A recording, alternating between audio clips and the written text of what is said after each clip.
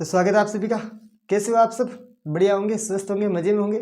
तो देखिए, पिछली अपनी क्लास थी जिसमें हमने काफ़ी कुछ जो चीज़ें कवर अप कर ली थी। उससे पहले मैं फिर आपको बता दूं, जब भी आप क्लास में बैठे तो ध्यान रखना पेन और कॉपी लेके बैठे, ताकि आप जो है नोट्स बना सके। क्यों? क्योंकि हम जितना डीप में पढ़ रहे हैं ना, उस हिसाब से आपको नोट्स बना लेना अच्छा है। और इतनी डीप की क्लास जो आपको यूट्यूब पर अवेलेबल भी नहीं मिलेगी। प्रॉब्लम ये हम नोट्स नहीं बनाते, और नोट्स बनाने के फ़ायदे बहुत है। कैसे? जब एग्ज़ाम नज़दीक आता है तब आप नोट्स को जो है रिवीजन के लिए पढ़ सकते हो। रिवीजन इतना जल्दी होता है, उसका कोई जवाब नहीं है। क्यों? उसका रिवीजन करते हो तो आपको क्लास से ऑटोमेटिक माइंड में आती है कि हाँ, हमने क्या क्या पढ़ा था, क्या नहीं पढ़ा था। ठीक है, आप एक ही पढ़ते हो। 1950 में कुछ हुआ तो आपको 1950, 1951, 1950 में क्या हुआ, 1949 में क्या हुआ, वो चीज़ें भी आपको क्या होती है, याद होती है। चलिए आते अपनी क्लास में। मैंने आपको पिछली क्लास में बताया था फंडामेंटल ड्यूटीज़ के बारे में। किसके बारे में? फंडामेंटल ड्यूटीज़, अर्थात कि मूल कर्तव्य के बारे में। सवाल ये था, पहली बात तो ये 1950 में लागू हुआ था जब हमारा संविधान, तब मूल कर्तव्य नाम की कोई चीज़ नहीं थी, यही बताया था मैंने। तो क्या इन्हें जोड़ा गया था? बिल्कुल जोड़ा गया था। प्रॉब्लम हुई थी आपातकाल की। उसके दौरान ये महसूस किया गया कि नागरिकों के भी कुछ जो है फर्ज होने चाहिए। इसलिए सरकार द्वारा एक समिति है जिसका नाम है स्वर्ण सिंह समिति, उसकी सिफारिश पर इन्हें जो है जोड़ा गया था। ठीक है, कब जोड़ा गया था? तो ध्यान रखना, 42वां संविधान संशोधन 1976 के तहत। ठीक है, इसके आपके सोर्स की बात करें, स्रोत की, तो ध्यान रखना ये आपके जो सोवियत संघ है, यूएसएसआर अर्थात कि रूस, उसके संविधान से प्रेरित है, भाग 4 है। ठीक है, एक चीज याद रखना, इसकी प्रकृति पूछी जा सकती है। प्रकृति बोले तो क्या ये वाद योग्य है या विवाद, मतलब कि अवाद योग्य? तो ध्यान रखना ये हमेशा अवाद योग्य, अर्थात कि नॉन जस्टिबल। ठीक है, यानी कि आप इनका पालन नहीं भी करेंगे तो आपको कोई जेल नहीं होगी। ठीक है, एक चीज और याद रखना कि जो इसके अंदर एक और मतलब कि मूल कर्तव्य जोड़ा गया था। जब मतलब कि 1976 में मूल कर्तव्य जोड़े गए थे ना, 1900 शुरुआत में 1976 के अंदर 10 मूल कर्तव्य जोड़े गए थे। कब? 1976 के अंदर। लेकिन वर्तमान में इनकी संख्या 11 है, अर्थात कि 11 है। तो फिर 11वां मूल कर्तव्य वो क्या है? तो देखिए, 11वां मूल कर्तव्य जोड़ा गया था 86वां संविधान संशोधन करके 2002 के अंदर। कब? 2002 के अंदर। और ये सबसे महत्वपूर्ण है, यही याद रखना। 10 बिल्कुल भी याद मत, 10 को तो भूल ही जाओ, ऐसे समझो। क्योंकि 10 हम रोजाना उसका पालन करते ही करते हैं। हम हिंसा नहीं करते, हम सार्वजनिक जो आपकी संपत्ति है उसकी जो रक्षा भी करते हैं। ठीक है, तो ये 10 में ये चीज़ आती है, देश की एकता अखंडता, इसका भी ध्यान रखते हैं। और देश जब भी हमारा आह्वान करेगा, तो आप सभी को पता है कि सेना में जाने के लिए सब तैयार हैं। तो देश जब भी आह्वान करेगा, हम अपनी जान कुर्बान करने के लिए तैयार हैं। तो यही चीज़ें हैं मूल कर्तव्य, बस। लेकिन महत्वपूर्ण है 11वां क्या है? 11वां जोड़ा गया था 86वां संविधान संशोधन 2002 करके। ठीक है, इसमें कहा गया था कि जो 6 से 14 वर्ष के जो बच्चे हैं, उनके माता पिता, उनके जो अभिभावक है, उन्हें जो है शिक्षा का अवसर जो है प्रदान बिल्कुल करें। ठीक है, तो सीधी सी बात है, 6 से 14 साल के बच्चों के लिए शिक्षा क्या है? शिक्षा। ठीक है, 6 से 14 वर्ष के बच्चों के। तो 86वां संविधान संशोधन 2002, ये क्या आपने 11वां मूल कर्तव्य है, याद रहेगा। बाकी कुछ नहीं, बाकी वही है, भाईचारा, देश की रक्षा, आह्वान किए जाने पर भारत की संप्रभुता, एकता, अखंडता, स्वतंत्रता आंदोलन के जो अपने फ्रीडम फाइटर्स है, उनके आदर्श, उनके जो उच्च जो आदर्श है, उनको हमेशा दिलों में जो है सजाए रखना, संविधान का पालन करना, राष्ट्रीय ध्वज, राष्ट्रीय गान का सम्मान करना, जो अपनी जो कल्चर है उनको जो आगे बढ़ाना, या गौरवशाली परंपरा का जो है महत्व समझाना। ठीक है, और एक चीज़ आती है अपनी पर्यावरण के लेकर, पर्यावरण अर्थात की झील, नदी, वन्य जीव, उनकी क्या करना है? संवर्धन करना, रक्षा करना है। ठीक है, एक हमेशा वैज्ञानिक दृष्टिकोण रखनी है। ठीक है, एक चीज आती है सार्वजनिक संपत्ति, जैसे मैंने बता दिया था, पब्लिक प्रॉपर्टी होती है। ठीक है, उसकी क्या करना? रक्षा करना। उसकी रक्षा कैसे कर पाओगे? हिंसा से दूर रहकर। ठीक है, एक होती है अपनी व्यक्तिगत और सामूहिक जो गतिविधि है, उनको जो उत्कृष्टता की ओर बढ़ाने का प्रयास करना है। और 11वां सभी को बताए, बच्चों को शिक्षा का अवसर प्रदान करना, भूलना मत। ठीक है, अब बात करते हैं, एक प्रश्न खटकता है। खटकता क्या है? ये खटकता है, कभी कभी जो है कथन वाले सवालों में पूछा जाता है, क्या मूल कर्तव्य सिर्फ नागरिकों के लिए है? क्या मूल कर्तव्य केवल नागरिकों के लिए है? तो इसका जवाब है हाँ, मूल कर्तव्य केवल भारतीय नागरिकों के लिए है, ये विदेशियों के लिए नहीं है। क्या विदेशी आकर कोई जो है आपके देश की एकता अखंडता बनाए रखेगा? नहीं रखेगा। वो क्यों रखेगा? उसको क्या लेना देना? तो मूल कर्तव्य किसके? हमारे हैं, तो हमारा फर्ज है। ठीक है, तो हमें इसका क्या करना है? पालन करना है। अब देखिए, अब हम बात करेंगे भाग 4 हो गया। अब हम बात करेंगे भाग 5 की। भाग 5 की भाग 5 है वो आर्टिकल में आता है 52 से 151 में, जिन्हें हम बोलते हैं संघ। क्या बोलते हैं? संघ बोलते हैं। ठीक है, देश यूनियन। पहली बात 52 से 151। भाग 5, पहली बात तो ये ध्यान रखना, भाग 5 कहाँ से आता है? 52 से 151। नाम क्या है? द संघ नाम है। ठीक है, नाम ही समझो इसका। ठीक है, अब देखिए सबसे पहले हम पढ़ेंगे इनकी जो एग्जीक्यूटिव जो है ना उसको। एग्जीक्यूटिव का मतलब होता है कार्यपालिका, उसका। पहली बात ये समझो, एक कार्यपालिका का प्रमुख भी होता होगा कोई? बिल्कुल होता है। कार्यपालिका का प्रमुख होता है राष्ट्रपति। कौन होता है? राष्ट्रपति। अब देखिए उसके पहले हम सारी चीज़ों को पढ़े, हम आर्टिकल से आते हैं। एक आर्टिकल अपना 52 से प्रारंभ करते हैं। तो पहली बात है 52। कौन सा आर्टिकल है? 52। 52 कहता है कि भारत का एक राष्ट्रपति होगा, प्रेसिडेंट होगा। तो भारत का क्या होगा? एक राष्ट्रपति होगा। सीधी सी बात है, ये तो याद ही रह जाएगा 52 तो। ठीक है, 52 में बस इतना ही कि भारत का एक राष्ट्रपति होगा। लेकिन जो आर्टिकल 53 ना, उसको जरा ध्यान में रखिएगा। 53 में कुछ चीजें हैं। कैसे? 53 में कहा गया है कि संघ की, यूनियन, संघ की समस्त कार्यपालिका जो शक्ति है वो भारत के राष्ट्रपति में क्या होगी? निहित होगी। मतलब जो इसकी एग्जीक्यूटिव जो पावर है ना वो किसके पास में? भारत के प्रेसिडेंट के पास में, राष्ट्रपति के पास में। तो क्या राष्ट्रपति, अब इसमें कहा गया है कि इस पावर का इस्तेमाल है ना, या तो प्रेसिडेंट साहब खुद कर ले या फिर किसी और से करवा ले। तो राष्ट्रपति भी वही करता है, ये खुद नहीं करता, ये किसी और से करवाता है। कौन करता है? आप सभी को पता है, पीएम करता है। कौन करता है? पीएम करता है। ये क्या है? ये इसका वास्तविक है। ठीक है, ये इसका क्या है? वास्तविक है। नाम मात्र का कौन हुआ? तो नाम मात्र का होता है राष्ट्रपति। नाम मात्र का कौन होता है? नाम मात्र का होता है राष्ट्रपति। ठीक है, ध्यान रहेगा ये दो चीजें। एक इसकी स्थिति ऐसा ही समझे कि ये क्या, एक तो भारत का प्रथम नागरिक है, राष्ट्रपति क्या भारत का प्रथम नागरिक है, और जो राष्ट्र की जो एकता और जो आपकी अखंडता है ना उसका प्रतीक कौन है? तो अपना प्रेसिडेंट है। ठीक है, क्यों? क्योंकि ये कि, लेकिन ये बात आपको भूलनी नहीं है कि नाम मात्र का, वास्तविक अपना प्रधानमंत्री। उसके बाद में दो आर्टिकल अपने, एक तो 54 और एक आपके 55। ये दोनों महत्वपूर्ण है, ये दोनों महत्वपूर्ण है। कैसे? कैसे से पहले कुछ आप पॉइंट समझो। पॉइंट ये है कि इन्हें वोट कौन देता है? इन्हें वोट कौन देता है? आर्टिकल 54 और 55 बात क्या करते हैं? राष्ट्रपति के निर्वाचन की, इलेक्शन की बात करते हैं। किसकी? इलेक्शन की।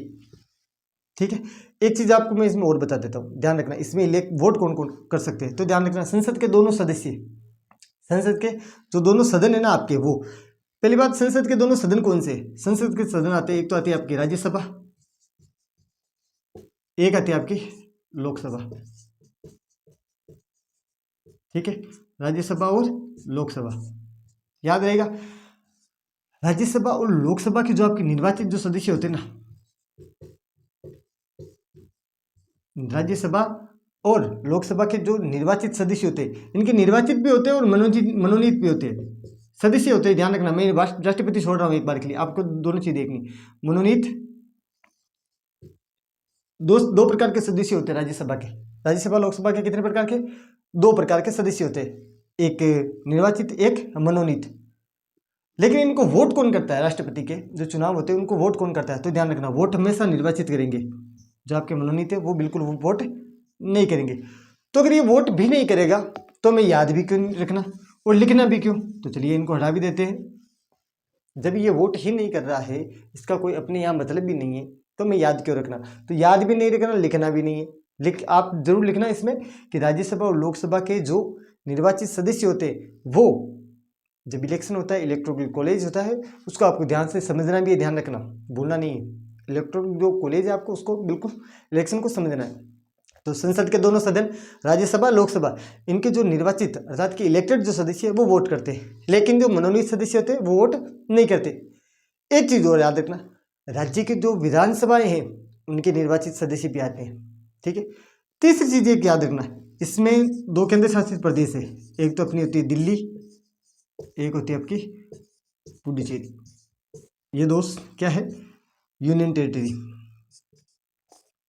ये क्या अपनी यूनियन टेरिटरी है, याद रखना, कभी कभी एग्जाम में पूछा जाता है। सवाल ये है, क्या जब प्रेसिडेंट का पद बना था क्या तब से ये दिल्ली और पुडुचेरी वोट करते आ रहे हैं? नहीं, एक संविधान संशोधन होता है 70वां। कौन सा होता है? 70वां।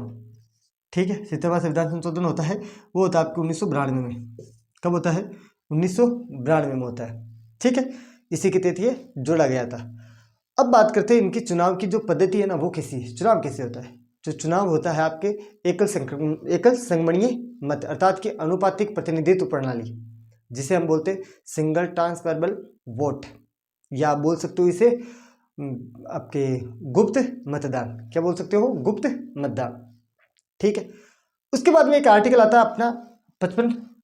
ठीक है, उसके बाद में आर्टिकल देखो, उससे पहले आपको ये दोनों चीज़ें याद रखना, ध्यान रखना, दिल्ली और पुडुचेरी। क्योंकि एक तो यूनियन टेरिटरी है, दूसरी बात एग्जामिनर इसके बारे में जरूर ही पूछता है, एग्जामिनर जरूर ही पूछता है। उसके बाद में एक अपना आर्टिकल आता है 58। कौन सा आर्टिकल आता है, 58 आता है। 58 इसलिए याद रखना क्योंकि इसमें दी गई है योग्यता, राष्ट्रपति की क्या दी गई है, योग्यता। तो फिर सवाल ये योग्यता क्या है। पहली बात तो ये कि वो इंडिया का होना चाहिए, भारत का क्या होना चाहिए, नागरिक होना चाहिए। 4 ही आपकी इसकी योग्यता है, कितनी मोटी मोटी 4 है। एक तो भारत का नागरिक होना चाहिए, दूसरा इसकी आयु 35 वर्ष। तो ध्यान रखना, एक तो क्या होना चाहिए, ये क्या कहाँ का होना चाहिए, इंडिया का होना चाहिए। एक क्या होनी चाहिए, इसकी आयु 35 वर्ष से पूर्व होनी चाहिए। एक चीज याद रखना, ये जो लोकसभा है ना, इसका सदस्य बनने की योग्यता रखता हो। इसके सदस्य, जो आपके सदस्य है उसकी क्या है, लोकसभा का सदस्य बनने की क्या रखता है, योग्यता रखता है। ठीक है, चौथी अपनी ये है कि ये ध्यान रखना, ये किसी की भी लाभ के पद पर ना हो, किसी भी लाभ के पद पर ना हो, अर्थात कि ऑफिस ऑफ जो प्रॉफिट है वो उसके पद पर ना हो। लाभ के पद अर्थात कि ऑफिस ऑफ प्रॉफिट उसके पद पर बिल्कुल ना हो। देखिए, अब बात करते हैं इसके कार्यकाल की, अर्थात जो आपके टर्म ऑफ ओथ की, कार्यकाल और इसकी शपथ की। एक आर्टिकल आपका 56, कौन सा मैंने यहाँ छोड़ा था, अब हम उसे वापस करते हैं। एक आर्टिकल आता है आपका 56, कौन सा आर्टिकल आता है, 56। ये बात करता है उसके कार्यकाल की, क्या करता है, कार्यकाल की। कार्यकाल में क्या है, तो कार्यकाल में देखिए सीधी सी बात है, राष्ट्रपति जब पद ग्रहण की तारीख से 5 वर्ष तक बने रहते हैं, जब पद ग्रहण करते हैं ये, उस वक्त जो तारीख है उससे 5 वर्ष। ठीक है, वे अपना त्याग पत्र किसे देते हैं, तो ध्यान रखना, जो आपके वाइस प्रेसिडेंट होते हैं उसे देते हैं। वाइस क्या होते हैं, प्रेसिडेंट, उसे क्या देते हैं, त्याग पत्र देते हैं। अगर मान लो मैं ये पूछूं कि राष्ट्रपति जो है अपना त्याग पत्र उपराष्ट्रपति को देते हैं, और अगर मान लो, ठीक है, उपराष्ट्रपति अपना त्याग पत्र किसे देते हैं, राष्ट्रपति को देते हैं। सीधी सी बात, ये इनको देंगे वो इनको देंगे। ठीक है, लेकिन अगर मान लो प्रेसिडेंट अपने पद पर ही नहीं है, उनका खुद का इस्तीफा चल रहा है, उनका खुद का इस्तीफा चल रहा है, प्रेसिडेंट पद अभी खाली है, उपराष्ट्रपति को भी अपना जो है इस्तीफा देना है, तो प्रश्न ये है कि उपराष्ट्रपति जो है किसको देंगे अपना त्याग पत्र। ध्यान रखना, मेरी प्रश्न ढंग से सुनना। अगर राष्ट्रपति के पद पर कोई नहीं है, उपराष्ट्रपति खुद भी इस्तीफा देना चाहता है और राष्ट्रपति के पद पर कोई है नहीं, तो उपराष्ट्रपति किसे जो है अपना त्याग पत्र देगा। कुछ ऐसे कहेंगे सुप्रीम कोर्ट का दिया जा सकता है, ठीक है, सुप्रीम कोर्ट को दिया जा सकता है, लेकिन ध्यान रखना इसमें उत्तर यही आएगा। ये एग्जामिनर ने पूछा था किसी एग्जाम के अंदर, एग्जाम मुझे याद नहीं है, आप सर्च कर सकते हो, एग्जामिनर ने पूछा था। तो ध्यान रखना, अगर वो इस प्रेसिडेंट जो आपके पद छोड़ेगा, इस्तीफा त्याग पत्र देगा, तो वो देगा किनको, राष्ट्रपति को ही देगा। किसको देगा, राष्ट्रपति को। फिर आप सोचोगे सर पद तो खाली है, देगा किसको। ध्यान रखना हमेशा एक चीज, त्याग पत्र किसको दिया जाता है, पद को दिया जाता है, सामने वाले इंसान को नहीं। इंसान बदलते रहते हैं, पद वही का वही रहता है, इंसान बदलते रहते हैं लेकिन पद वही का वही रहता है।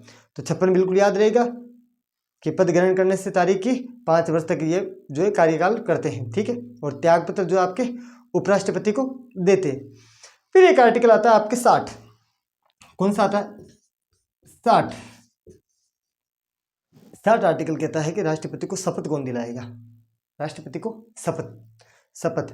तो देखिए, भारत के जो अपने सुप्रीम कोर्ट के मुख्य न्यायाधीश है ना, जिन्हें हम बोलते हैं CJI, chief justice of India, जिन्हें हम बोलते हैं चीफ जस्टिस ऑफ इंडिया। सीधी सी बात है कि राष्ट्रपति को जो भारत के आपके मुख्य न्यायाधीश है CJI, वो शपथ दिलाते हैं। लेकिन सवाल ये भी है कि अगर ये वहाँ मौजूद ही ना हो फिर कौन दिलाएगा, अगर ये वहाँ पे मौजूद ही ना हो तो फिर कौन दिलाएगा। तो ध्यान रखना, इनके अनुपस्थिति में सुप्रीम कोर्ट का जो वरिष्ठतम जो न्यायाधीश होगा वो उनको क्या दिलाएगा, शपथ दिलाएगा।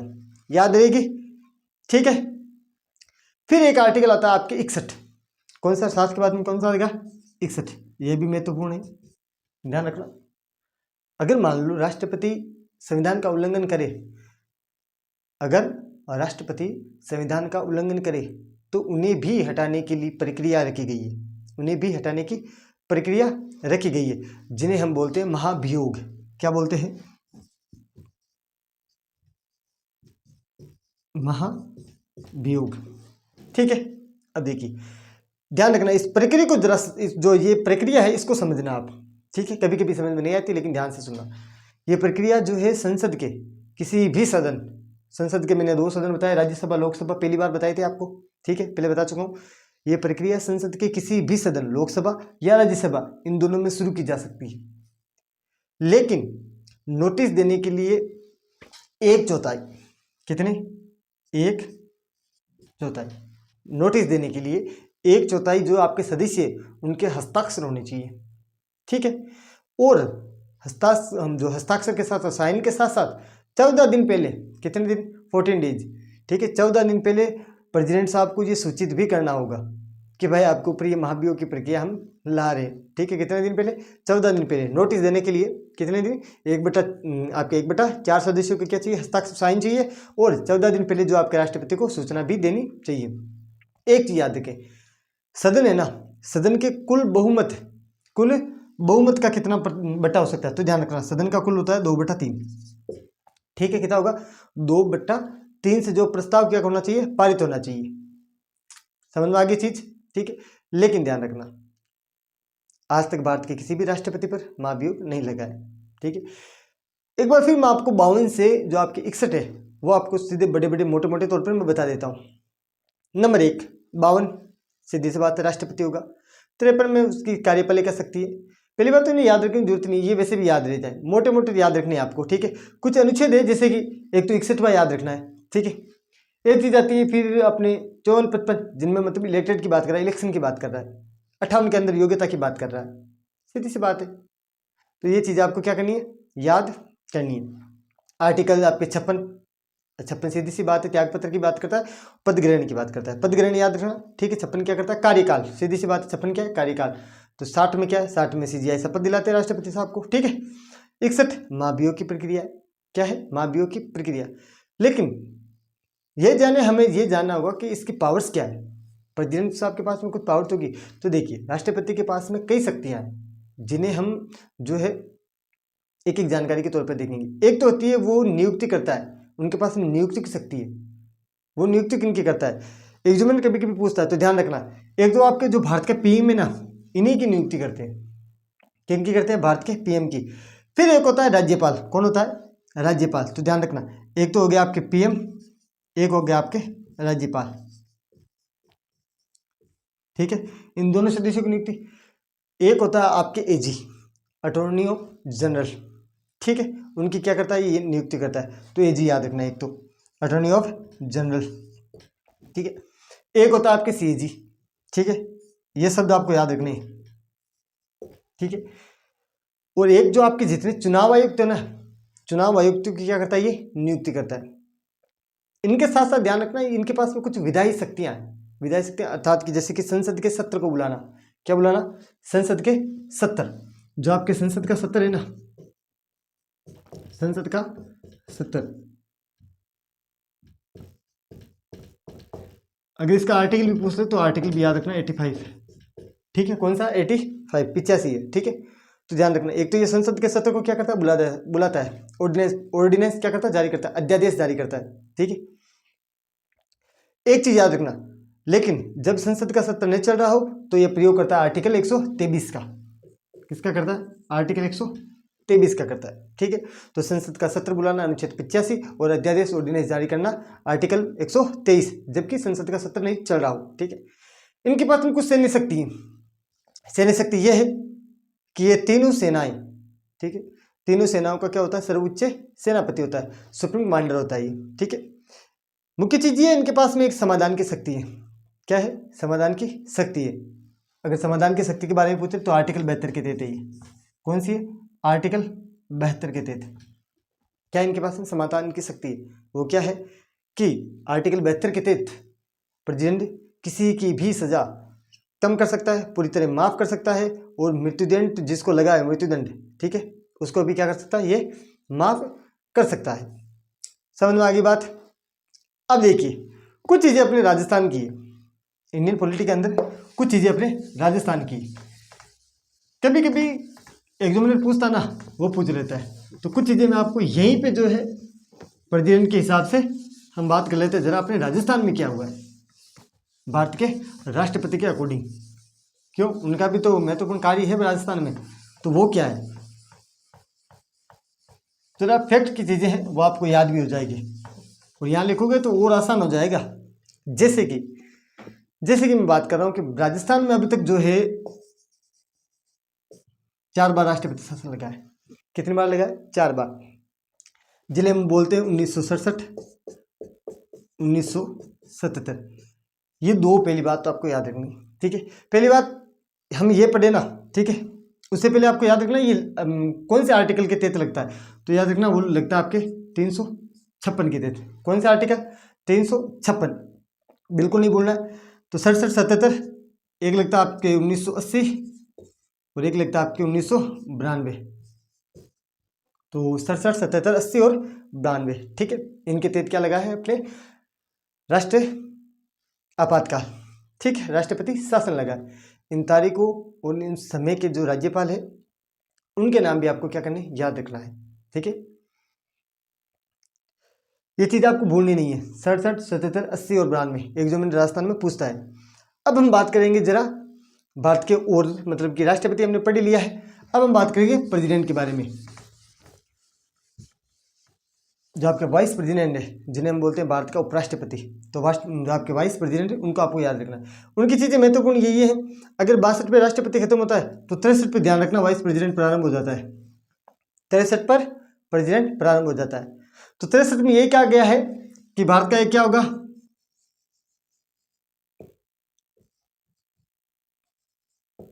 क्या होगा, एक वाइस प्रेसिडेंट होगा। क्या होगा? वाइस प्रेसिडेंट, उपराष्ट्रपति। सवाल यह है क्या उपराष्ट्रपति हमारे संविधान में था या इसे कहीं से लिया गया है? तो ध्यान रखना इसे लिया गया है। कहां से? तो ये लिया गया है अमेरिका से।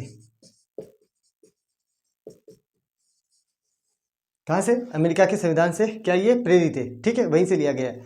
अब बात करते हैं इसकी दोहरी भूमिका है, ये क्या क्या काम करता है? 2 काम करता है। कैसे? उपराष्ट्रपति का जो मुख्य काम है ना वो है राज्यसभा का पदेन सभापति। क्या है ये? जो आपके राज्यसभा है उसका क्या है ये? पदेन सभापति। तो ध्यान रखना सभापति है, मुख्य काम तो इसका यही है, ठीक है। क्या है ये? राज्यसभा का पदेन सभापति है, ठीक है, ये चीज याद रखिए। अब बात करते हैं इसके निर्वाचन की, इलेक्शन की। तो ध्यान रखना इसमें जो है संसद के दोनों सदनों के जो सदस्य लोकसभा और राज्यसभा उन सभी के सदस्य क्या करते हैं? भाग लेते हैं। तो ध्यान रखना इसमें जो है हमने राष्ट्रपति में पढ़ा, क्या पढ़ा था? मैंने बोला था आपको निर्वाचित सदस्य ही भाग लेते हैं, लेकिन इसमें जो आपके एक तो होती है निर्वाचित, जो आपके निर्वाचित जो सदस्य होते हैं प्लस जो आपके मनोनीत होते हैं। क्या होते हैं? मनोनीत, ठीक है। तो निर्वाचित और मनोनीत जो आपके दोनों सदस्य भाग लेते हैं, ठीक है। अब आप बोलोगे सर इसमें क्या राज्य विधानमंडल जो विधानसभा है उनका कोई रोल? तो ध्यान रखना इसमें राज्यों की विधानसभाओं का कोई रोल नहीं होता।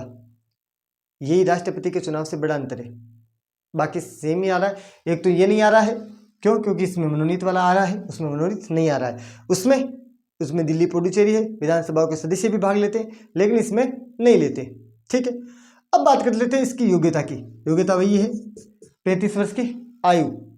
लेकिन मैंने क्या कहा था, अगर प्रेसिडेंट लोकसभा के मायने रखता है, लोकसभा के लिए मायने रखता है राष्ट्रपति, तो राज्यसभा के लिए, राज्यसभा मैंने इसलिए लिखा क्योंकि ये राज्यसभा का जो सदस्य है वो बनने की योग्यता रखना चाहिए, ठीक है। हमने राष्ट्रपति में पढ़ा था प्रेसिडेंट के अंदर कि उन्हें लोकसभा का जो सदस्य बनने की योग्यता रखनी चाहिए, लेकिन उपराष्ट्रपति में वही है कि राज्यसभा का जो सदस्य बनने की योग्यता रखनी चाहिए। बात करते हैं इनकी शपथ की। शपथ, तो शपथ कौन दिलाता है? तो शपथ वही दिलाता है, कौन? प्रेसिडेंट। कौन दिलाता है? प्रेसिडेंट द्वारा दिलाई जाती है। अब बात करते हैं अपने प्रधानमंत्री की। किनकी? प्रधानमंत्री की। क्यों? क्योंकि वास्तविक तो अपने वही है ना, पीएम। कौन है? पीएम। जिन्हें बोलते हैं प्राइम मिनिस्टर ऑफ इंडिया। इनके दो आर्टिकल महत्वपूर्ण है, एक तो आपके 74 और एक आपके 75, 74 75। पहली बात, राष्ट्रपति केवल नामात्र नॉमिनल प्रमुख है, लेकिन प्रधानमंत्री वास्तविक अर्थात की रियल प्रमुख होता है। आर्टिकल 74 कहता है कि राष्ट्रपति की सहायता और सलाह के लिए एक मंत्रिपरिषद काउंसिल ऑफ मिनिस्टर्स होगी, जिसका प्रधान जो है कौन होगा? प्रधानमंत्री होगा। तो आर्टिकल 75 भी 74 भी यही कहता है, लेकिन 75 क्या करता है? प्रधानमंत्री की नियुक्ति। क्या करता है 75? प्रधानमंत्री की नियुक्ति कौन करेगा? मैंने पहले बताया था, राष्ट्रपति करेगा। अब देखिए, जिसका जो सामूहिक उत्तरदायित्व है ना, वो अर्थात किसकी रिस्पॉन्सिबिलिटी, मंत्रिपरिषद सामूहिक रूप से लोकसभा के प्रति उत्तरदायी होती है। किसके प्रति? लोकसभा के प्रति। अगर एक मंत्री के खिलाफ अविश्वास प्रस्ताव जो है पारित हुआ तो ध्यान रखना पूरी सरकार गिर सकती है। अगर एक मंत्री के खिलाफ अविश्वास प्रस्ताव पास हुआ तो ध्यान रखना पूरी सरकार गिर सकती है। ठीक है, जरा वो देख लेते हैं कि जो मंत्रिपरिषद है उसकी संरचना कैसी है। तो देखिए, इसके अंदर होता है एक तो कैबिनेट मंत्री। कैबिनेट मंत्री क्या होता है ना, सबसे महत्वपूर्ण विभाग जो होते हैं आपके, जैसे कि गृह विभाग हो गया, रक्षा हो गया, वित्त विभाग है, ये कैबिनेट मंत्री को दिया जाता है। किनको दिया जाता है? कैबिनेट मंत्रियों को दिया जाता है। उसके बाद में आते हैं आपके राज्य मंत्री। इन्हें बोलते हैं हम स्वतंत्र प्रभार। क्या बोलते हैं? स्वतंत्र, अर्थात कि छोटे विभागों के प्रमुख। ठीक है, दो। तीसरे होते हैं अपने राज्य मंत्री। कौन है? जिन्हें मतलब कैबिनेट जो आपके मंत्रियों की सहायता के लिए रखा जाता है। ठीक है, समझ में आ गई। लेकिन इन्हीं के बीच क्या हुआ ना, एक संशोधन हुआ था अपने 2003 के अंदर, जिन्हें हम बोलते हैं 91। ठीक है, 2003 में एक क्या हुआ था? संविधान संशोधन।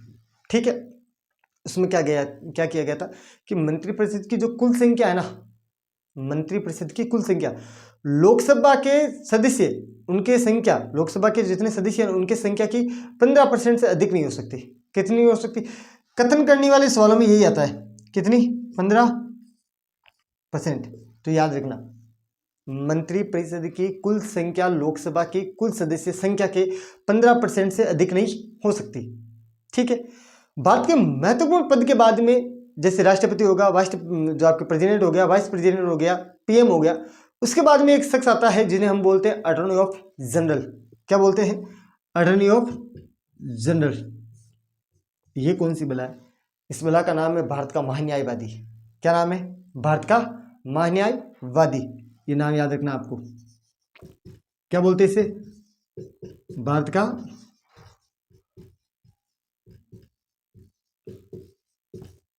महान्यायवादी। आर्टिकल 76, आर्टिकल 76 में आता है। पहली बात तो ये भारत सरकार का प्रथम विधि अधिकारी होता है। क्या होता है? विधि अधिकारी, अर्थात कि फर्स्ट लॉ ऑफिसर, पहला, प्रथम लॉ विधि ऑफिसर अधिकारी, प्रथम विधि अधिकारी, विधि लॉ। ठीक है, इसको नियुक्त कौन करता है? नियुक्त करता है इसको राष्ट्रपति। कौन करता है? प्रेसिडेंट करता है। तो ध्यान रखना, योग्यता भी होनी चाहिए ना इसकी। योग्यता ये होनी चाहिए कि ये सुप्रीम कोर्ट के जज के बराबर होना चाहिए। किसके बराबर?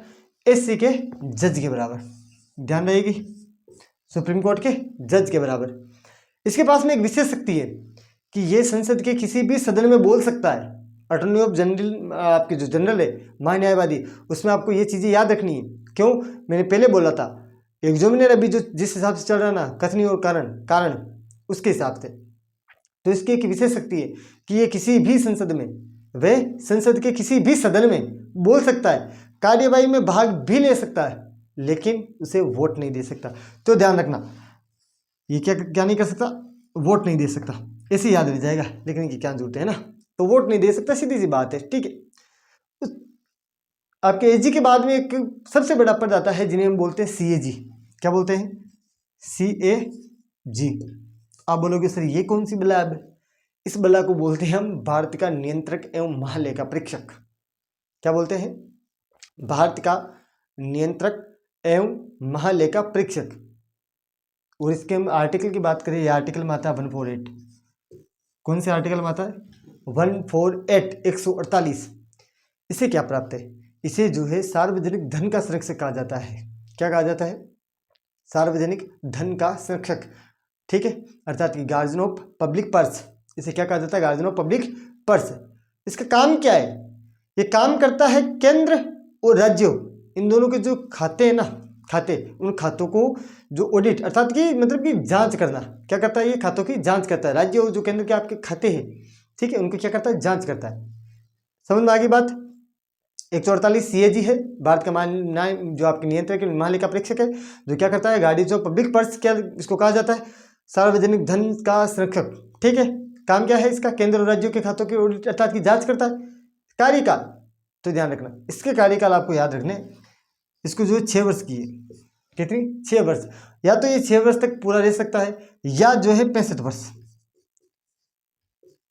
6 साल तो इसके कार्यकाल के, और अगर मान लो इसकी उम्र 65 वर्ष हो गई है तो ये रिटायर हो जाएगा, ठीक है।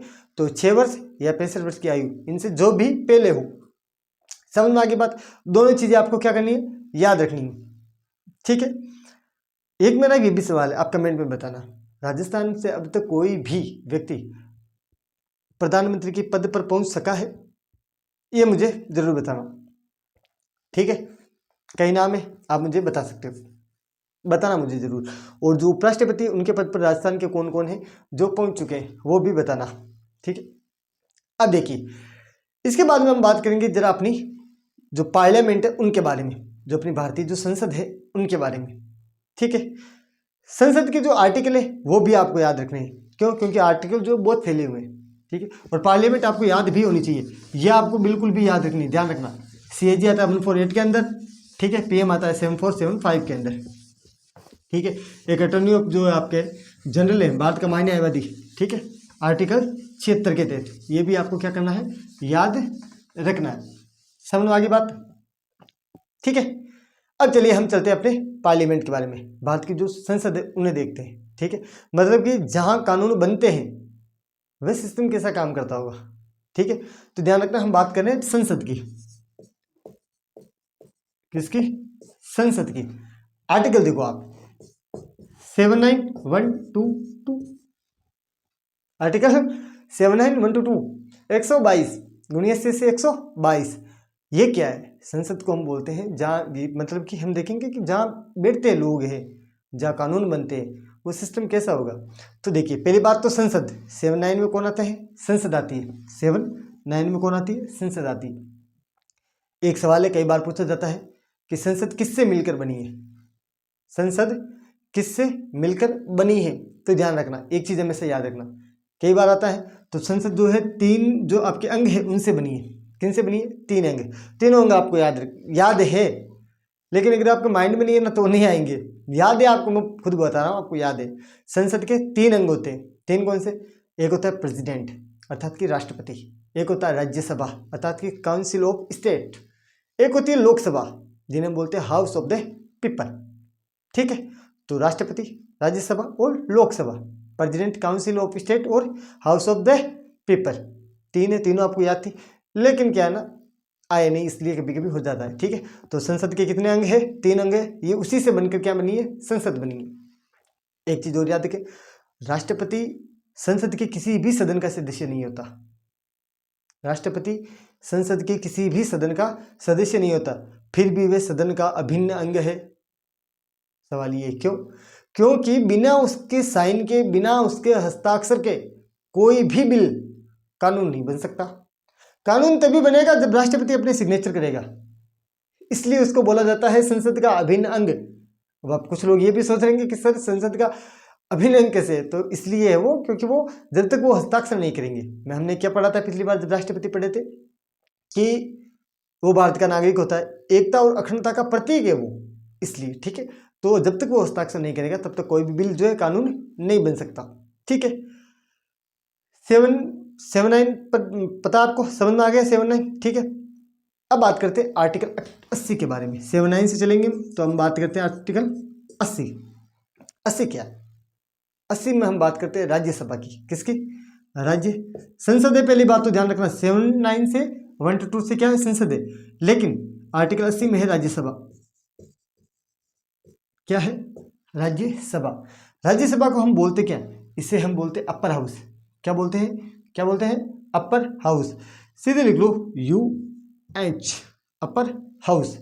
और भी हिंदी में जानना है, जिन्हें हम बोलते हैं उच्च सदन। क्या बोलते हैं, उच्च सदन बोलते हैं। ठीक है, इसकी संरचना कैसी है तो ध्यान रखना, इसमें जो है अधिकतम जो अगर सदस्य, ये आपको पॉइंट याद रखने, इसमें अधिकतम जो सदस्य है ना, अधिकतम सदस्य वो हो सकते हैं 250। राज्यसभा में अधिकतम सदस्य कितने हो सकते हैं, 2 से 250 अधिकतम। ठीक है, वर्तमान में 5 कम है इनसे, 245 है। ठीक है, अब बात करते हैं इसके मनोनयन की। राष्ट्रपति जो है 12 सदस्यों को खुद मनोनीत करता है, नॉमिनेट करता है। ठीक है, कितने, 12 सदस्यों के। कभी कभी यही पूछता है कि प्रेसिडेंट जो है राष्ट्रपति, वो राज्यसभा में कितने सदस्यों को मनोनीत करता है, तो पहली बात तो 12 करता है। फिर एग्जामिनर उल्टा करके पूछ रहा है कि राज्यसभा में 12 सदस्य कौन मनोनीत करता है, फिर हमारा सवाल उत्तर वही है, राष्ट्रपति प्रेसिडेंट करते हैं। कभी कभी फिर एग्जामिनर घुमा के पूछता है कि राष्ट्रपति 12 सदस्य किस सभा में जो है अपने जो 12 सदस्य वो नॉमिनेट करेगा, मनोनीत करेगा। उत्तर है राज्यसभा, अर्थात कि उच्च सदन, अर्थात कि अपर हाउस। ठीक है, तो कौन से आर्टिकल में, आर्टिकल 80 के अंदर है। 2 चीज याद रखना, एक चीज ये होगी, एक चीज ये होगी, ये वाली और ये वाली, 250 और 245 प्रेजेंट में इसलिए। ठीक है, बाकी 250 तो है ही है। इसमें सदस्य कौन से होंगे, जैसे कि सदस्य होंगे ये किस जो क्षेत्र के होंगे, कौन सी समाज सेवा के क्षेत्र से होंगे, तो वो होंगे जैसे साहित्य हो गया, एक हो गया आपके कला का जो क्षेत्र है, कला उसके होंगे, एक और विज्ञान, जो ऐसे जो क्षेत्र होते हैं उनके जो है 12 सदस्य आपके क्या करेंगे, मनोनीत करेंगे। इसका ध्यान रखना। इसका हम कार्यकाल की बात करेंगे ना, तो ध्यान रखना ये क्या स्थायी सदन है, क्या ये एक स्थायी सदन। तो खास बात ये याद रखनी, ये क्या एक स्थायी सदन है। क्या है, स्थायी सदन, जो कभी भी भंग नहीं होगा, कभी भी भंग नहीं हो सकता। इसके सदस्यों का कार्यकाल भी 6 वर्ष का होता है। कितने वर्ष का होता है, 6 वर्ष का होता है। मतलब कि हर 2 साल में 1/3 सदस्य क्या होते हैं, रिटायर होते हैं। क्या होते हैं, हर 2 साल में 1/3 सदस्य क्या होते हैं, रिटायर होते हैं। अगर इसकी योग्यता भी पूछ रही तो ध्यान रखना, इसकी योग्यता 30 वर्ष।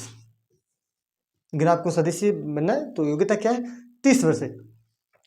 उसके बाद में एक आर्टिकल आते हैं, 80 आ गया, 80 के बाद में आर्टिकल आता है 81, जिन्हें हम बोलते हैं लोकसभा। क्या बोलते हैं, लोकसभा। इसे बोलते हैं निम्न सदन।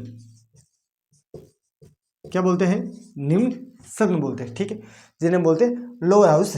ठीक है, LH, वो क्या है, UH उच्च सदन है राज्यसभा, लोकसभा क्या, निम्न सदन है। ठीक है, इसमें अधिकतम संख्या, जैसे राज्यसभा के अंदर जो है आपके 250 थी, तो इसमें जो अधिकतम आपके जो सदस्य हो सकते हैं, ठीक है, अधिकतम सदस्य वो हो सकते हैं आपके 550। कितने हो सकते हैं, 550 हो सकते हैं। और पहले कितने थे, पहले ध्यान रखना शुरुआत में 552 थे, लेकिन 104वां जो संविधान संशोधन हुआ था उसके अंदर 2 आपके जो एंग्लो इंडियन थे उनकी सीटों को क्या कर दिया गया था, खत्म कर दिया गया था, इसलिए क्या हुआ, ये 250 रह गई। अब बात करते हैं इसके कार्यकाल की। तो सामान्यतः जो इसका कार्यकाल है वो 5 वर्ष है। कितना है, 5 वर्ष। लेकिन हम इसको 5 वर्ष नहीं लिख सकते, क्यों, क्योंकि इसे जो है समय से पहले भी भंग किया जा सकता है। ध्यान रखना, स्थायी सदन राज्यसभा कभी भंग नहीं होगी। ध्यान रखना, ये क्या नहीं होगी, भंग नहीं होगी। ठीक है, तो ये ध्यान रखना, ये भंग हो सकती है। ठीक है, ये भंग हो सकती है, अंडरस्टैंड, ये भंग हो सकती है। अब बात करते हैं, अगर किसी को लोकसभा का सदस्य बनना है उसकी योग्यता क्या है, उसकी योग्यता क्या है, तो ध्यान रखना इसकी न्यूनतम योग्यता भी 25 वर्ष है। कितनी, 25 वर्ष। ठीक है, इसे एक चीज और याद रखना, जनता का सदन या लोकप्रिय सदन, अगर ऐसा सवाल आ जाए कि जनता का सदन और लोकप्रिय सदन किसे कहते हैं, तो वो इसे नहीं करना। आप ऐसा समझ लो कि उच्च सदन वही है तो वही कर दिया, नहीं। जनता का सदन और लोकप्रिय सदन हम बोलते हैं आपके लोकसभा को। ठीक है, उसके बाद में आती है अपनी जो आपकी संसद की कार्य प्रणाली के बारे में। ठीक है, किसके बारे में, कार्य प्रणाली की। जैसे कि संसद में जो है काम कैसे होता है, संसद में काम कैसे होता है वो, अर्थात कि उसका सत्र, तो देखिए साल में कम से कम 2 बार सत्र होना जरूरी है। ठीक है। और दोनों सत्रों के बीच में जो है 6 महीने का अंतराल होना चाहिए। दोनों सत्रों के बीच में क्या होना चाहिए? 6 महीने का अंतराल होना चाहिए। ठीक है, वापस सुन लो, साल में कम से कम 2 बार सत्र होना जरूरी है।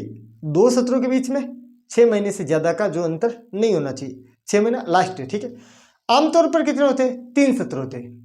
आमतौर पर कितने सत्र होते हैं? साल में 2 कहा गया, लेकिन आमतौर पर कितने? 3 सत्र है। अब बोलेंगे सर 3 सत्र कौन से? तो देखिए, एक हम बोलते हैं जिन्हें बोलते हैं बजट। क्या बोलते हैं? एक तो क्या बोलते हैं? बजट। एक बोलते हैं मानसून का सत्र।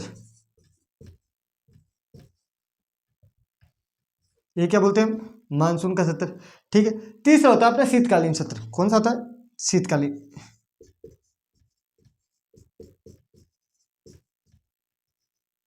ठीक है, क्या होता है? शीतकालीन सत्र।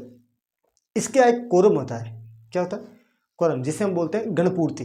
गणपूर्ति क्या है? तो देखिए, सदन की कार्यवाही शुरू करने के लिए, सदन की कार्यवाही जो है शुरू करने के लिए उसके अंदर आपको 1/10 सदस्य, कितने? 1/10। ठीक है, 1/10 सदस्य जो उपस्थित होने चाहिए। कितने होने चाहिए? 1/10 सदस्य जो है उपस्थित होने चाहिए। अब बात करते हैं इसकी जो जॉइंट सिटिंग की, अर्थात की जो इसकी संयुक्त बैठक है उसकी। तो देखिए, एक अपना आर्टिकल है 108। मैंने आपको पहले भी बताया था, मैंने आपको बताया था एक आर्टिकल है 108। कौन सा आर्टिकल? 108, जिसके अंदर क्या होती है? संयुक्त बैठक होती है, जॉइंट सिटिंग होती है। अगर किसी बिल पर दोनों सदन में विवाद हो जाए, अगर किसी बिल पर दोनों सदन में विवाद हो जाए, तो जो राष्ट्रपति, जो आपके प्रेसिडेंट है, वो दोनों सदन की संयुक्त बैठक बुलाता है। क्या बुलाता है? दोनों सदन की संयुक्त बैठक बुलाता है। और इसकी अध्यक्षता करता है, कौन करता है? ध्यान रखना, राष्ट्रपति मतलब लिख देना। इसकी अध्यक्षता करता है लोकसभा का अध्यक्ष, जो स्पीकर होता है ना लोकसभा का अध्यक्ष, वो करता है। ठीक है, सब आगे बात ये इतनी सारी। ठीक है, अब बात करते हैं कि संसद में विधेयक, जो बिल्स है वो कितने प्रकार के हो सकते हैं? संसद में जो बिल है ना, जो विधेयक है, वो कितने प्रकार के हो सकते हैं? तो देखिए, एक तो होता है आपका साधारण। कौन सा होता है? एक, ये बिल भी आपको मैं बता देता हूं ताकि आपको याद रह जाए, कभी भूले नहीं। एक तो होता है साधारण। कौन सा होता है? एक होता है साधारण, और एक होता है धन विधेयक। एक होता है आपके धन विधेयक। इन दोनों को समझिए पहले तो। साधारण बिल, जो आपके साधारण विधेयक है, वे किसी भी इन दोनों में से कोई से भी सदन में क्या हो सकता है? पेश हो सकता है, अर्थात कि किसी भी सदन में पेश हो सकता है। लेकिन जो एमपी बिल है ना, अर्थात कि मनी बिल, जिन्हें हम क्या बोलते हैं? Money bill, MP bill. ठीक है, मनी बिल। ठीक है, ये मनी बिल, पहली बात तो ध्यान रखना, इसका एक आर्टिकल भी है, आर्टिकल 110, 110 में आता है। ये कौन सा आता है? 110 में आता है मनी बिल। जो धन विधेयक है, ये केवल लोकसभा में ही पेश होता है। तो ध्यान रखना, ये साधारण बिल, ये कहीं पर भी, लेकिन जो धन विधेयक है ना, ये केवल लोकसभा में। ठीक है, केवल लोकसभा में। इस पर राज्यसभा के पास कोई खास शक्ति नहीं है। राज्यसभा के पास में कोई भी खास शक्ति नहीं है, पर इसे केवल जो है 14 दिन रोक सकती है। कितना दिन? 14 दिन। अगर कोई विधेयक जो है धन विधेयक है या नहीं है, इसका फैसला कौन करेगा? तो ध्यान रखना, आप ये मत करना सुप्रीम कोर्ट या वो करेंगे, ठीक है, राष्ट्रपति नहीं। अगर कोई विधेयक जो है धन विधेयक है या नहीं है, इसका फैसला लोकसभा अध्यक्ष करेंगे, स्पीकर करेगा। ठीक है, समझ में आ गई सारी चीजें। अब देखिए, जैसे कि अपने राजस्थान के अंदर हम जो आपकी लोकसभा सीटें वो हम याद रखते हैं, राज्यसभा में सीटें वो याद रखते हैं, कुल सदस्य वो याद रखते हैं। ठीक है, ये भी पढ़ते हैं, सेम वैसा इसी सिस्टम है। ठीक है, अब हम बात करेंगे जरा प्रोटेक्टर, संविधान के जो आपका प्रहरी है, प्रोटेक्टर, उसके बारे में। जैसे कि हम बात करेंगे न्यायपालिका की। ठीक है, मतलब कि जिसके पास ये ताकत है कि वो जो है संसद के बनाए कानून है। अगर संसद, हमने कब तक के पढ़ा है, संसद कानून बना सकती है ना, तभी संसद कर रही थी ना। तो क्या सब कुछ संसद कर सकती है? नहीं। जिसके पास ये ताकत है कि वे संसद के बनाए गलत कानून को भी रद्द कर सकती है, तो वो कौन है? उसे हम बोलते हैं न्यायपालिका। क्या बोलते हैं? न्यायपालिका, जिन्हें हम बोलते हैं सुप्रीम कोर्ट। ठीक है, तो अब हम आर्टिकल स्टार्ट करेंगे 124 से। ठीक है, याद रहेगा, ये आपको भूलना नहीं है। और मेरे हिसाब से जब तक आपने नोट्स बनाए आप नहीं भूलोगे।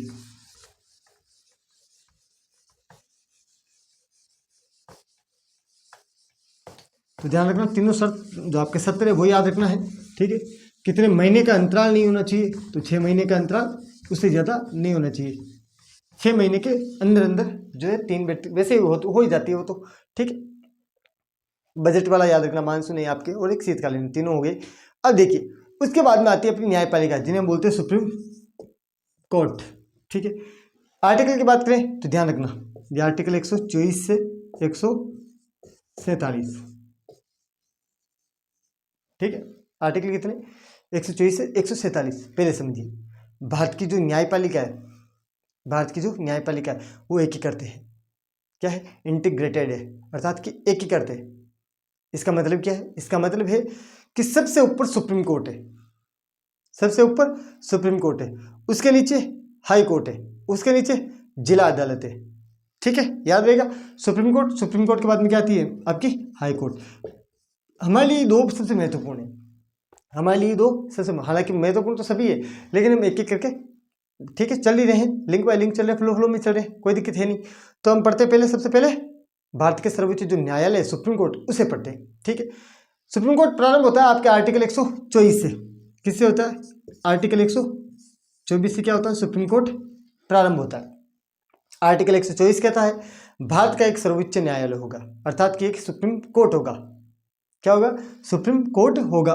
तो ये चीज आपको याद रखें, आर्टिकल 124 पर इतना कहता है, याद रहेगी।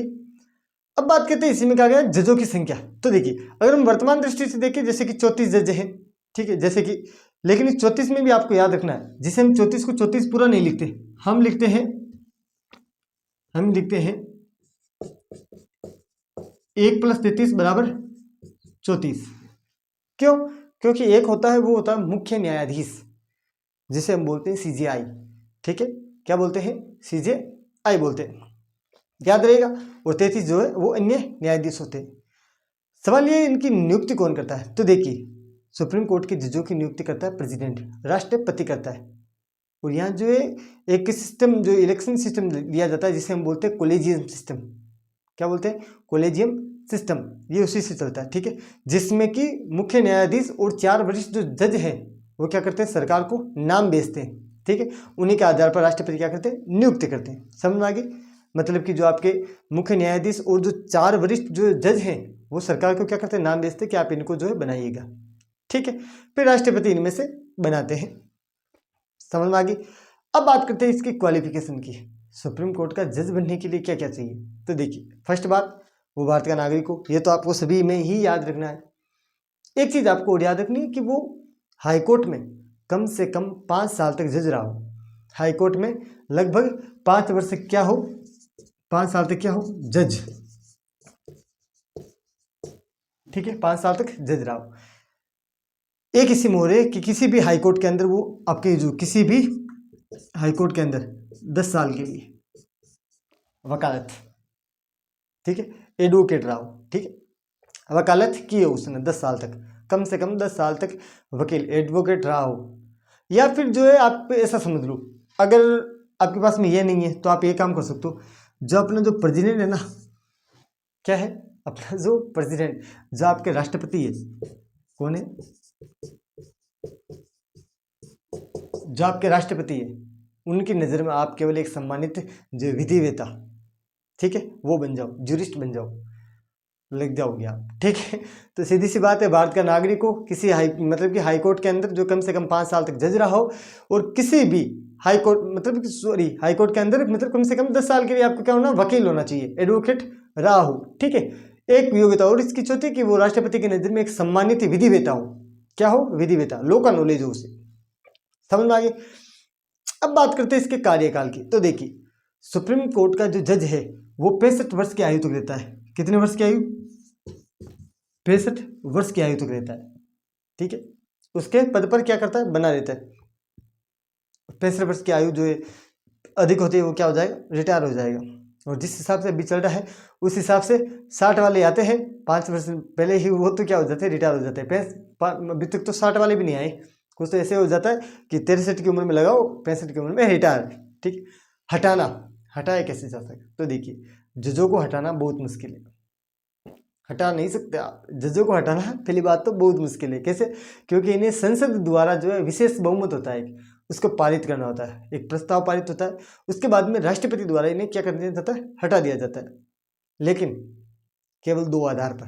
दो आधार ये है, एक तो इनके ऊपर जो मतलब कि मिसबिहेवियर अर्थात कि सिद्ध कदाचार, ठीक है, वो होनी चाहिए, या फिर जो है अक्षमता, ठीक है, ये मिसबिहेवियर, सीधी सी याद रखना, दो आधार ये सिद्ध कदाचार, ठीक है, मिसबिहेवियर होना चाहिए, ठीक है, या फिर इनकेपेसिटी, क्या बोलते हैं इसको? इनकेपेसिटी। अब बात करते हैं सुप्रीम कोर्ट की शक्तियों की। शक्तियां आपको याद रखनी है, और शक्तियां नागरिकों को याद होनी चाहिए। क्यों? क्योंकि वो आपका अधिकार है। क्यों? क्योंकि बचाने वाला आपको सुप्रीम कोर्ट ही है। अगर सब कुछ हाथ खड़े कर देना, राज्य करते, केंद्र करते, पुलिस कर दे, सीआरपीएफ कर दे, बीएसएफ कर दे, सब हाथ खड़े कर देना, तेरा कोई कुछ नहीं हो सकता। तो ध्यान रखना, आप दरवाजा केवल सुप्रीम कोर्ट का खटखटा दो, जिसने आपको बोला है उसको वहां पे ले आएगी सुप्रीम कोर्ट, समझ भाई? तो ध्यान रखना, सुप्रीम कोर्ट के पास अलग अलग तरह की जो अधिकार क्षेत्र जो शक्तियां होती है। जैसे कि हम बात करें, एक अगर हम उनकी प्राथमिक जो अधिकारिकता है ना, ओरिजिनल, उसकी एक आर्टिकल आता है आपके 131, कौन सा आता है? आर्टिकल 131। आर्टिकल 131 में कहा गया है, ऐसे केस जो सीधे सुप्रीम कोर्ट ही जा सकते हैं, ऐसे केस जो सीधे सुप्रीम कोर्ट ही जाते हैं। जैसे कि मान लो दो राज्यों के बीच का विवाद हो, दो राज्यों के बीच, अगर मान लो स्टेट लड़ रहा है, ठीक है, अगर स्टेट जो है लड़ रहा है, तो इनका जो केस है वो किनके पास में जाएगा? आपके सुप्रीम कोर्ट के पास जाएगा। ठीक, अगर मान लो जो आपके सेंटर और स्टेट की लड़ाई है, वो किसके पास में जाएगी? इसी के पास में जाएगी, सुप्रीम कोर्ट के पास में। तो ध्यान रखना, ऐसे केस जो सीधे सुप्रीम कोर्ट ही जा सकते हैं, जैसे कि दो तरह के केस होते हैं, आप दोनों याद रख लें, दो ही होते हैं, ज़्यादातर तो वैसे होते नहीं है। क्यों? क्योंकि राज्यों के बीच तो या तो विवाद हो दो राज्यों के बीच में, मान लो एमपी और राजस्थान के बीच में कोई झगड़ा हो जाए, तो उसको सुलझा कौन सकता है? Supreme court. अगर राजस्थान और दिल्ली सरकार के बीच में कोई मतभेद हो, तो इसको कौन सुलझा सकता है? तो ध्यान रखना, उसको सुलझा सकती है आपकी सुप्रीम कोर्ट। एक इसको जो अपीलीय अधिकारिकता है, मतलब कि हाईकोर्ट के फैसले की जो अपील है ना, उसके खिलाफ ये सुनवाई करता है। हाईकोर्ट के फैसलों के खिलाफ अपील सुनाना, ये उसके खिलाफ सुनवाई करता है, ठीक है। एक आर्टिकल आता है आपके, एक आपकी 32 आर्टिकल है, कौन सा है? 32, जिसे हम बोलते हैं रिट अधिकारिता। क्या बोलते हैं? जैसे कि हमने पहले भी पढ़ा था, मूल अधिकारों की रक्षा के लिए बताया था मैंने आपको, मूल अधिकारों की रक्षा के लिए 5 प्रकार की रिट जारी कर सकता है, ठीक है। तो ये सभी को बताइए। उसके बाद में देखिए, उसके बाद में एक इसको जो है, जो आपके आर्टिकल 143 के तहत, आर्टिकल 143 है, ये आपको याद रखना। इसको हम बोलते हैं, इसका एक क्षेत्राधिकारी है, ठीक है, जिसे हम बोलते हैं एडवाइजरी। क्या बोलते हैं? एडवाइजरी। राष्ट्रपति किसी कानून सवाल पर सुप्रीम कोर्ट से सलाह मांग सकता है। जो आपके प्रेसिडेंट है ना, वो किसी भी कानूनी सवाल पर कोर्ट से क्या कर सकता है? सुप्रीम कोर्ट से सलाह मांग सकता है। लेकिन सुप्रीम कोर्ट सलाह देने और राष्ट्रपति सलाह मानने के लिए दोनों ही बाध्य नहीं है। ऐसा नहीं है कि सुप्रीम कोर्ट सलाह दे और राष्ट्रपति को मानना पड़ेगा, नहीं, ये भी नहीं। सुप्रीम कोर्ट सलाह दे ये भी जरूरी नहीं है, प्रेसिडेंट साहब माने ये भी जरूरी नहीं है, ठीक है। तो दोनों ही बातें इसके अंदर, ठीक है। एक आर्टिकल आता है आपके 129, कौन सा है? 129, 129, जिन्हें हम बोलते हैं अभिलेख न्यायालय, कोर्ट ऑफ रिकॉर्ड। क्या बोलते हैं? कोर्ट ऑफ रिकॉर्ड, मतलब कि अभिलेख न्यायालय। आर्टिकल 129 कहता है कि सुप्रीम कोर्ट के फैसले जो है कानून की तरह जो है सुरक्षित रखे जाते हैं, ठीक है। इन्हें जो है निचली जो आपकी निचली जो अदालतें होती हैं उनको मानना ही पड़ता है, ठीक है। तो ये चीज याद रहेगी। एक चीज आती है आपकी न्यायिक पुनरावलोकन की, जुडिशियल रिव्यू। मैंने पहले बताया था इसका मतलब है कि अगर संसद कोई ऐसा कानून बनाए जो संविधान के खिलाफ हो, तो ध्यान रखना सुप्रीम कोर्ट उसे असंवैधानिक घोषित कर सकता है, अनकॉन्स्टिट्यूशनल, असंवैधानिक घोषित कर सकता है अगर संसद कोई गलत कानून बना दे तो, ठीक है। उसके बाद में हम बात करते हैं कि जनहित याचिका होती है, जिसे हम बोलते हैं PIL, ठीक है। भारत में जो PIL है ना, उसका जनक याद रखना आपको, इसका जनक है PN भगवती। कौन है? PN भगवती, ठीक है, जिसे बोलते हैं पब्लिक, जो आपके पब्लिक इंटरेस्टेड, आपके इंटरेस्टेड और, ठीक है, दोनों चीजें एक चीज में आपको ये याद रखनी है। 100 जो आपके 29 है ना, इसको आपको याद रखना है, क्योंकि कभी कभी एग्जाम में पूछता ना कि मतलब कि जो आपके अगर कोई संसद कानून बना दे उसे अगर गलत साबित करना हो तो जान रखना सुप्रीम कोर्ट है। और एक चीज मैंने आपको पिछली बताई थी मूल अधिकार के बारे में, एक चीज समझाई थी मैंने आपको मूल अधिकारों के बारे में, है ना, न्यायिक पुनरावलोकन जो जुडिशियल रिव्यू, उसके बारे में अभी मुझे एक पिछले एग्जाम में आया था साहित्य, जुडिशियल न्यायिक पुनरावलोकन के बारे में प्रश्न आया था, ठीक है, तो वो याद रखनी। 143 वाला तो वैसे भी सभी को याद है, सुप्रीम कोर्ट सलाह मान सकती नहीं मान सकती। 29 में वही है, कानून के जो है निचली अदालत, जो आपकी निचली अदालत है उनको मानना ही पड़ेगा, ठीक है। अब बात करते हैं हम जरा पीआईएल की। पीएन जो भगवती है वो पीआईएल का क्या है, जनक माने जाते हैं। इसमें होता क्या है तो देखिए, इसमें कोई भी व्यक्ति जो जनहित के जो जैसे मुद्दे हैं ना, जैसे कि प्रदूषण हो गया, भ्रष्टाचार हो गया, उनके लिए कोर्ट जा सकता है, भले ही वे खुद जो है उससे प्रभावित क्यों ना हो, भले ही वह खुद उससे प्रभावित क्यों ना हो। समझ में आ गई बात।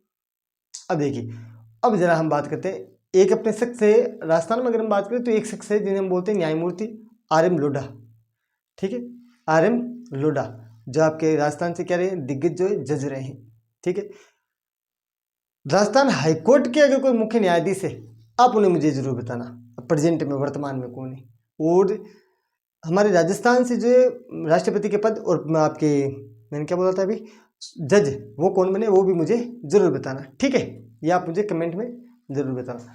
अब देखिए, अब हम बात करेंगे भाग 6 के बारे में। कौन सा भाग,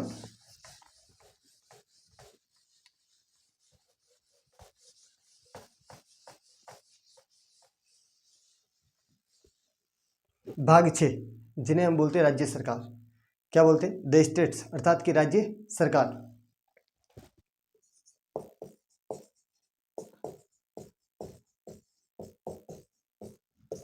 भाग कौन सा है,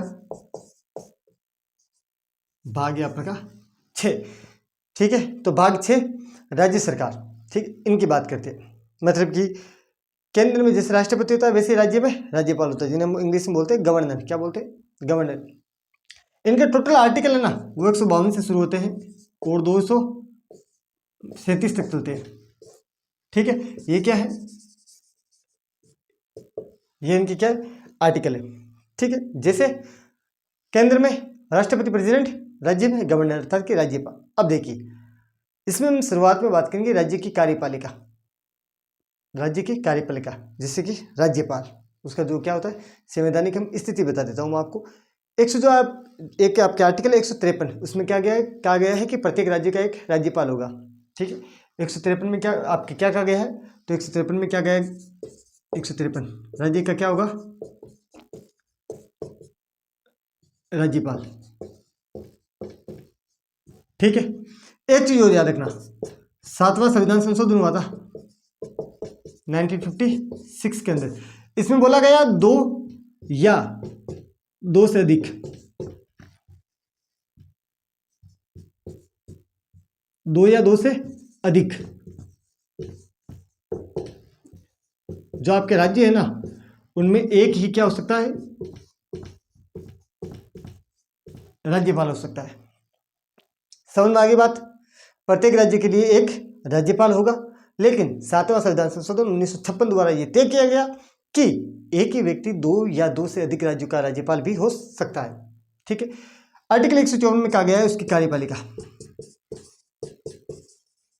क्या कहा गया है, ठीक है, लाइन टेढ़ी होगी कोई बात नहीं, छोड़ो। अब देखिए, मतलब 154 में कहा गया कि राज्य की जो समस्त कार्यपालिका शक्ति है ना वो राज्यपाल में निहित होगी। किसमें निहित होगी, राज्यपाल में। इसमें राज्यपाल दोहरी भूमिका निभाता है। कैसे, राज्यपाल राज्य का संवैधानिक प्रमुख होने के साथ साथ वो केंद्र, जो आपके केंद्र सरकार है उसका प्रतिनिधि भी है, एजेंट के रूप में कार्य करता है। तो इसकी दोहरी भूमिका होगी। दोहरी भूमिका कैसे होगी, मैंने बता दिया आपको। एक तो राज्य का राज्यपाल मतलब कि संवैधानिक प्रमुख होता है, ठीक है, उसके होने के साथ साथ ये क्या करता है, केंद्र सरकार का प्रतिनिधित्व भी करता है, ठीक है। अब बात कर लेते हैं इसके नियुक्ति की। तो देखिए, आर्टिकल 155 नियुक्ति कौन करता है, राष्ट्रपति। ठीक है, क्या करता है, नियुक्ति करता है। ठीक है, एक चीज याद रखें, 155 और 156, 155 में कहा गया कि राज्यपाल की नियुक्ति राष्ट्रपति द्वारा की जाती है, इसका चुनाव नहीं होता, नहीं इसे राज्य की जनता चुनती। ठीक है, 156 कहता है कि राज्यपाल राष्ट्रीय जो आपके राष्ट्रपति है, जो प्रेसिडेंट है, उसके प्रसाद पर्यंत, ठीक है, अर्थात कि प्लेजर ऑफ प्रेसिडेंट, प्रसाद पर्यंत, उसके मतलब जब तक उसका आशीर्वाद माथे पर है राष्ट्रपति का, तब तक ये पद पर बना रह सकता है। इसका मतलब ये है कि राष्ट्रपति उसे कभी भी हटा सकता है। लेकिन अगर सामान्यतः हम उनके कार्यकाल की बात करें, सामान्यतः उनके कार्यकाल की बात करें, पहली बात तो इसको हटाया जा सकता है। तो इसमें क्या लिखा है, हटाना। कैसे हटाया जा सकता है, तो आप सभी को पता है कौन हटा सकता है, प्रेसिडेंट हटा सकता है। अगर नहीं बैठा है तो ये कब तक पद पर बना रह सकता है, तो ध्यान रखना ये बना रह सकता है 5 वर्ष के लिए। ठीक है, फिर एक आर्टिकल आता है आपके 159, जिनमें हम बात करते हैं शपथ के बारे में। किसके बात करते हैं, ठीक है, शपथ के बारे में। ये राज्यपाल उतना है नहीं, क्योंकि हम वैसे भी राजस्थान की जो कंप्लीट पॉलिटी पे लेंगे उसमें हम वैसे भी देखने वाले, इसलिए आपको मोटा मोटा बता रहा हूँ। और वैसे इंडियन पॉलिटी के अंदर इसका महत्व जो इतना ही रहता है। ठीक है, जब हम इंडियन पॉलिटी पढ़ते हैं तब इसका महत्व जो है इतना ही रहता है।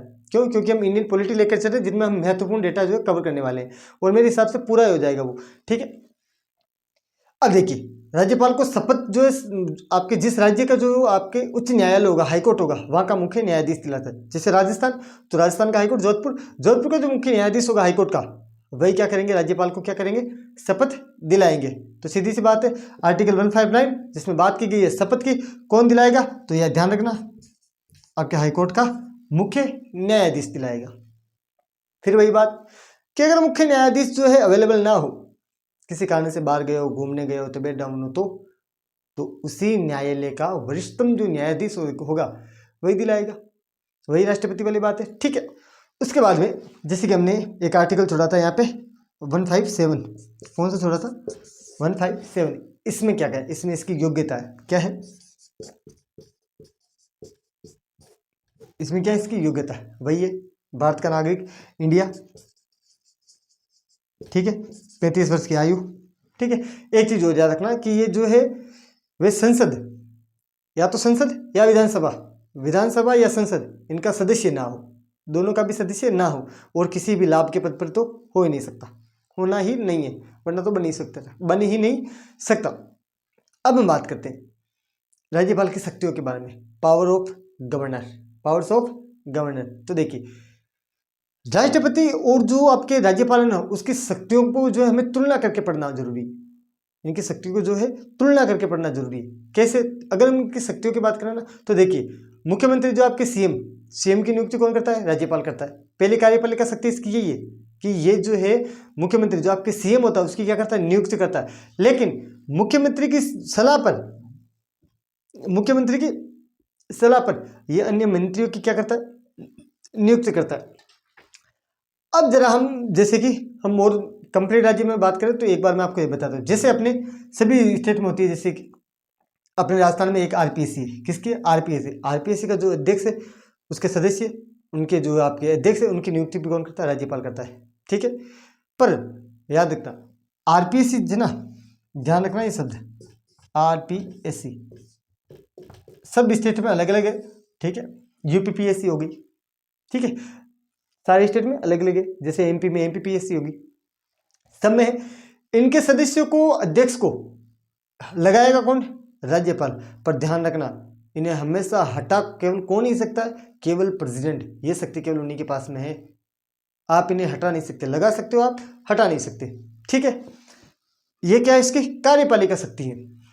क्यों, क्योंकि आजकल एग्जाम में पूछ रहा था कि इनमें कार्यपालिका शक्ति कौन सी है, तो आप ये मत बोल देना कि विधानसभा का सत्र बुलाता है, वो कार्यपालिका शक्ति नहीं है। ध्यान रखना, सत्र बुलाता है ये उसकी शक्ति है, लेकिन ये उसकी विधायी शक्ति है, ये इसकी कार्यपालिका शक्ति है।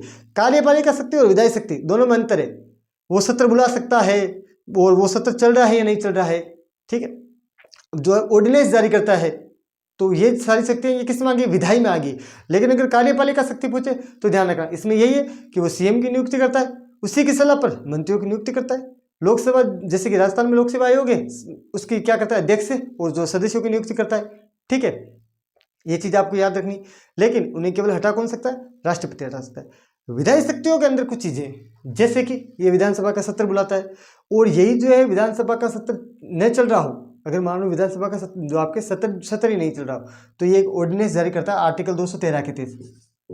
आर्टिकल 213 के तहत क्या करता है, ऑर्डिनेंस, अध्यादेश जारी कर सकता है। समझ में आ गई यहाँ तक बात, कंप्लीटली क्लियर। अब देखिए, 3 प्रकार की शक्तियां, 2 प्रकार की हमने पढ़ी, तीसरे प्रकार की शक्ति है विवेकाधीन। क्या है, विवेकाधीन। ये जो शक्ति, ये राज्यपाल के पास राष्ट्रपति से भी ज्यादा होती है, राष्ट्रपति से भी ज्यादा होती है। कैसे, अगर किसी दल को बहुमत न मिले, अगर किसी दल को बहुमत न मिले तो वह अपनी मर्जी से मुख्यमंत्री चुन सकता है। ठीक है, या फिर अगर मान लो वो भी ना चुने, तो अगर वो भी ना चुने ना कि भाई मैं भी जो अपनी मर्जी से मुख्यमंत्री नहीं चुनूंगा, तो ध्यान रखना राष्ट्रपति आह्वान करता है आर्टिकल 356 का। राज्यपाल क्या करता है, आह्वान करता है आर्टिकल 356 का। वो लगवा सकता है, राष्ट्रपति शासन की भी सिफारिश कर सकता है। समझ में आ गई बात, एक बार आप सुन लो। ये राज्यपाल के पास में जो आपकी विवेकाधीन शक्तियाँ, विवेकाधीन सोच समझने वाली, ठीक है, ये उसके पास में होती है। अगर किसी दल के नेता को बहुमत प्राप्त नहीं हो तो वे अपनी मर्जी से मुख्यमंत्री चुन सकता है। और अगर मान लो उसका मन ना हो कि मैं इनमें से किसी को नहीं चुनूंगा, और बहुमत के नेता को जो है आपके मतलब कि जो आपके नेता है, दल का नेता है, उसको भी बहुमत नहीं मिले किसी को, और वो मर्जी से भी नहीं चुन रहा है, तो ध्यान रखना राज्यपाल एक ही काम करता है, आर्टिकल 356 का आह्वान करता है और राष्ट्रपति शासन की सिफारिश कर सकता है। समझ में आ गई। एक आर्टिकल और है आपके राज्यपाल में, एक आर्टिकल हम पढ़ते हैं 161। कौन सा पढ़ते हैं, 161 पढ़ते हैं, जिन्हें हम बोलते हैं समाधान की शक्ति। क्या बोलते हैं, समाधान की, क्या है ये, समाधान की शक्ति है। नहीं, याद रखना, राज्यपाल भी सजा को कम या माफ कर सकता है, लेकिन राज्यपाल में, लेकिन इनमें 2 बड़े अंतर है, जैसे कि हमने प्रेसिडेंट में पढ़ा था ना, वैसे एक आती है डेथ वाली, अर्थात कि राज्यपाल और मृत्युदंड को जो है पूरी तरह माफ नहीं कर सकता। ये अधिकार केवल और केवल भारत के प्रेसिडेंट अर्थात कि राष्ट्रपति के पास नहीं, मृत्युदंड। ठीक है, लेकिन वह सैन्य न्यायालय जो है, कोर्ट जो आपके जो कोर्ट वाला होता है, सैन्य न्यायालय, उनकी सजा को क्या कर सकता है, बिल्कुल माफ कर सकता है। ये इसके पास में क्या है, ताकत है। समझ में आ गई बात, यहाँ तक एकदम क्लियर है।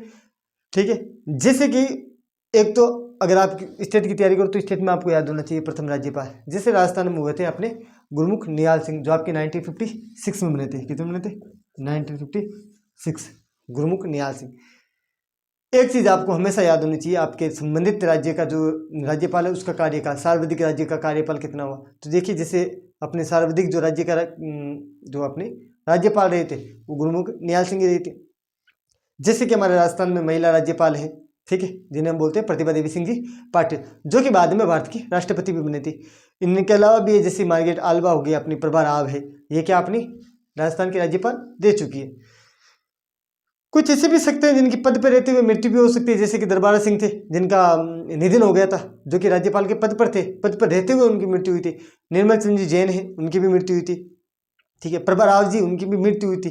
ठीक है, एक अपने और है, 4 थे, 4 राज्यपाल, 3 हुए ना, एक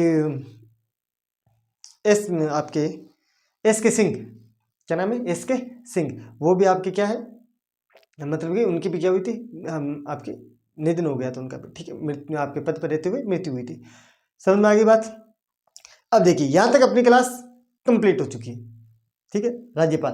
अब हम बात करेंगे मुख्यमंत्री के बारे में, चीफ मिनिस्टर एंड जो आपके काउंसिल ऑफ मिनिस्टर, जिनमें हम आर्टिकल पढ़ेंगे 163 से 167। ठीक है, 163 से 67 याद रहेगा। Chief minister of council of minister, अर्थात के मुख्यमंत्री और राज्य मंत्री परिषद। उससे पहले आज की क्लास यही हम समाप्त करते हैं, मिलते हैं नेक्स्ट क्लास में। लेकिन ध्यान रखना, आपको ये क्लास कैसी लगी, ये बात हमें कमेंट में जरूर बताएं, भूलना नहीं है, कमेंट में जरूर बताएं। ठीक है, आप हमें बताते हैं तो हमें भी अच्छा लगेगा कि चलो कमेंट करके आपने बताया कि कैसी लगी। अगर आपको किसी और क्लास मतलब कि किसी और सब्जेक्ट की क्लास चाहिए, ठीक, हिस्ट्री पॉलिटी चल रही है, हिस्ट्री होगी, ठीक है, और टेक्नोलॉजी वगैरह जो भी है आप हमें बता सकते हैं, ठीक है। हिंदी की वैसे भी चल रही है, हिंदी बिल्कुल एकदम आसान तरीके से 0 लेवल से प्रारंभ की गई है और कंप्लीट चैप्टर के साथ में आपको पढ़ाई जा रही है, ठीक है। तो आप पढ़ सकते हैं एकदम 0 लेवल से, जिसमें आपके कुछ भी आपके कोई भी मतलब कि डाउट हो आपको तो आप पूछ सकते हैं, आपको उनका हल भी मिलेगा, ठीक है। कोई दिक्कत वाली बात आपको नहीं होगी। तो आप हमें ज़रूर बताएं, अपना जो ओपिनियन जो है हमें ज़रूर दें। Thank you so much.